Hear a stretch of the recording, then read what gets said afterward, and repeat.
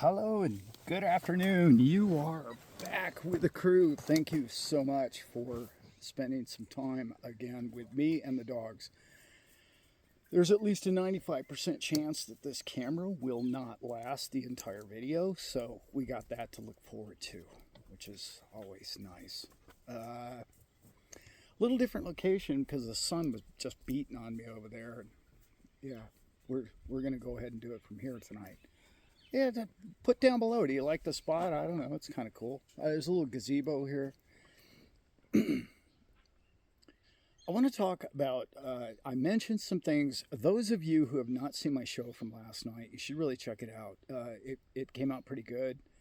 It's just kind of a solo rant of mine about exit strategies, how to get out of crypto, where we're going with it. It's just the first episode of something I'm going to do every Thursday night, which is going to help you become your own bank, become your own institution, if you will, really put a fortress around your financial world and with trusts and different accounting mechanisms that I've learned over the years. And it's going to be so much fun to share with everybody because if we all succeed, it's going to, well, we get the, vacation and hang out with each other, which might be fun. Definitely.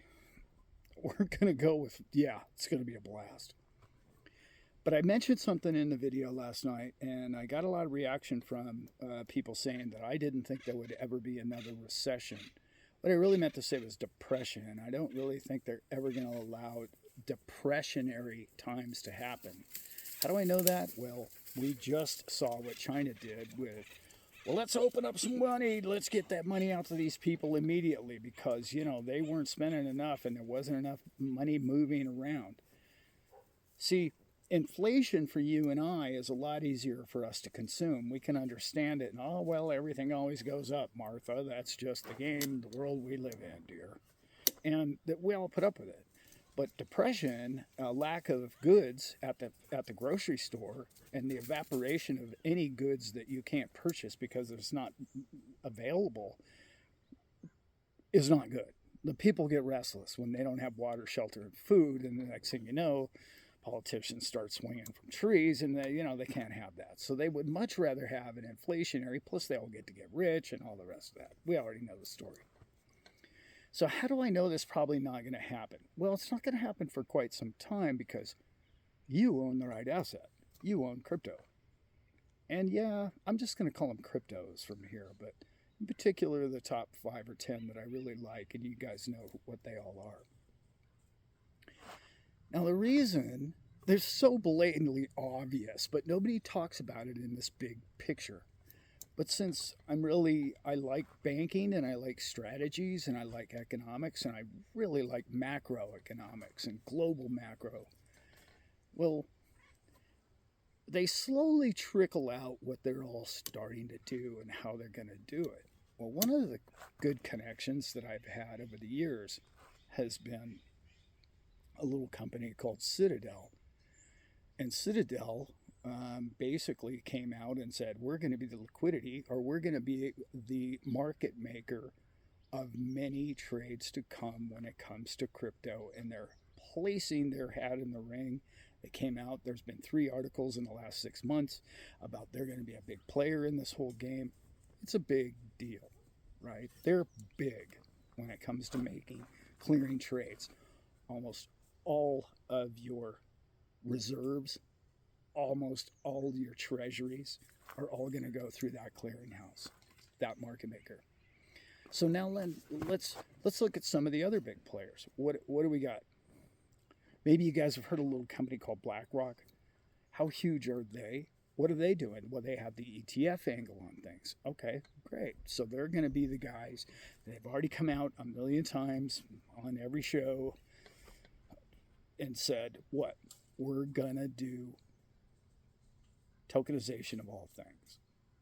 That's right where you're at. That's where Quant comes in. That's where Filecoin comes in. That's where VeChain. That's where all of the big move, label something, put it on the internet, make it real on blockchain. All of that is to come with all of its stocks, shares, all of it is coming. to a market near you. So then we have another little player in the game. I don't know, maybe you heard what happened to them last week, which is a little company called Bank of New York Mellon.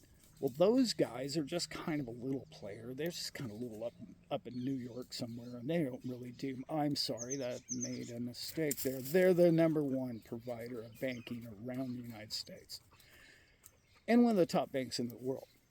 Most people don't know about it. So when they say, "Hey, we're going to be your custodial," and everyone says, "Well, how did they get that?" And this SAB, 121 thing. Why don't we made rules about that? We voted on. Oh, well, it's those guys. Well, we'll just let they're good friends of Mr. Gensler. We're going to go ahead. Don't make it too public. And you're saying, well, what's going on around here? What's happening? Oh, and then you go, well, wait a minute. Let's see, we have the exchange, we have the person who wants to tokenize everything, we have the custodian, and now wait a minute. What are we needing? We need liquidity. Where are we going to get money from? Well, we could really use the Federal Reserve in this, couldn't we? Well, that'd be handy if we could get the Federal Reserve to just kick in some liquidity. I know XRP is going to be instant liquidity. I get that. But still, the old banking system's got to have something to interject in there because they own the politicians, and the politicians are going to make sure that all those regulations say that you're going to have to use these people instead. We know how that goes. I know. That's kind of where this whole video started. But then you go, well, wait a minute. Who's the number one liquidity maker? Well, there was a speech brought up in Nashville, and he came out and said, essentially, no, not the orange-haired guy, don't worry, it's not him. And he said, Cantor Fitzgerald, CEO, said, we're going to put $2 billion into the loan of anything against currently only your Bitcoin, but eventually will be all coins. And you're going to be able to borrow against your coins. Look at that. So we have the collateral, we have the exchange, we have somebody that's going to tokenize all of it, and now we have a direct line to the Federal Reserve. Why? Because Cantor Fitzgerald can write any check they want because they have a direct line to the Federal Reserve, and there is no limit on the amount of money that they can put in the market. He already said, I'm going to give $2 billion to anybody that wants to borrow against their crypto, and I'm going to keep giving $2 billion until we need more and more and more. Oh, and by the way, we're going to back tether. That's what he said. You can decide whether or not that's a great idea. Not really what the video's about. So they say, okay, well, what other institutions, Allan, are you worried about? Or are you thinking about? Well, what else is going on? Who else is big in the game of let's say, North American money movement? Well, those are pretty big players. But we had what? Mr. Jamie Dimon come out, 4, 5, 6 months ago. And what did he say? He basically hates Bitcoin. He hates crypto. He doesn't understand it. But his company comes out and says that they want to trade it. They want to custody it. They want to be an exchange of it. And they actually are going to be a liquidator. So they're going to play the role of all of the hats, not to mention our little Goldman Sachs guys that I've been telling you about for 2 years. So now, what is that? 5, 6 institutions of the largest financial institutions that America has to offer have all said, we're in. We're in. We're doing the blockchain thing. We're doing the crypto thing. Not just the block, we're doing the crypto thing. The 5 largest, arguably 5 of the largest financial institutions on the face of this planet. And now, let's see, there's no overhead with crypto. It's just digits, software, programs, right? So they have no business expense, and they have nothing but what? They have to cut their profit margins because they can't be as big a middleman as they once were, but yet they're going to manipulate and control all of these markets, but they can't do it to the tune of the profit in which they used to do it, but they absolutely have no overhead. None. Zilch, gone. They have no need for a brick building any longer. And you don't think that's going to create an economic boom? And then, oh, we're missing one. Wait, two big players. Russia decides to build the largest mining facility in the world. And no, they're not just mining Bitcoin. That came out too. And what do we know? Oh, there's another big player in this game, HSBC. Those guys are in Hong Kong, as we know. I did a video about this 2 years ago, and they were going to be coming out and they were going to allow Chinese people to buy crypto. Well, what did the finance minister say? Xi Jinping also came out and said, we're going to give you $2 billion to go ahead and buy. They didn't say crypto, but they, 2 weeks before that, said we're reevaluating our laws against crypto exchange. You could always buy crypto in China. You couldn't trade it. That was their story.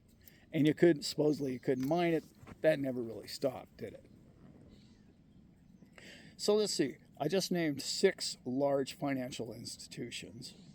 And I named 2 of the other largest countries in the world. And yet, AI also would like to, the AI is not going to write a check, as we know. So you think we're headed for a recession? Maybe. I'm not, I get a lot of stuff wrong. A lot. I probably get more wrong than I get right. But I just painted a picture for you as to why I don't think we're going to have a recession, because they found a new bubble to blow. And I've got a cat about to knock the camera over. No, Willie, get down. The camera's dust. It has moments to live. So we got to cut this short. So if you haven't seen my video from last night, please check it out, because it's going to mean a lot to your future. And it's the very first show was last night, so that's cool. You get to catch up on the series. It's real easy. I'm going to have some incredible guests. It's not just going to be about me, my boring old self, standing in front of a camera talking to you. It's going to be great people that are more knowledgeable in their field than I am in their field, and that's going to educate us all, which is going to be a lot of fun. But this video was really to all the naysayers who think that everything is going to crash and we're all going to be eating out of dumpsters over the next, I don't know, year or two. I don't see it. I suppose it's possible. Anything is possible, for sure. But I don't see it happening anytime soon. And I'm really, really leery of anybody who thinks that this business cycle and all of that liquidity from different countries and all these banking institutions who have already thrown their hat in publicly, you have to remember, when they tell us that they're going to do this on a public forum, this means that they have thousands of shareholders who are listening to every word they say on a financial level because they have a lot invested. Well, do you know the embarrassment if all of those 6 institutions that I just mentioned get involved into crypto and it collapses? Because there's so many people with channels out there telling me that they're going to rug pull this thing. They're going to rug pull it so they can own all the coins. I suppose maybe, I mean, if you really want to live in that kind of world and think that that's where everything's going, okay, I'm okay with that. But personally, that's really not the game I think they're going to play. They would have done that behind the scenes and not been public with their positions and what they plan to do with crypto going forward. That would have made sense to me. Again, my 2 cents. And I am wrong a lot. So we'll leave it there. All right, guys, just a different location. Hopefully you guys got something from this video. Please like and subscribe, because it does mean something to the algorithm. And it lets me know you guys are still out there, and I know you guys are. And please comment, because I really do read all of them. And I've been trying to comment to all of them. And I know many channels don't do that, but I try to. And just rest assured that I do read them all. And you come up with some of the coolest, brightest, unbelievable comments. about what you're going to do with your wealth and your riches, and it's coming to you. And I just explained, I don't know, 7 or 8 reasons why it's inevitable. It's not maybe, it's coming to you. And you should be very proud. And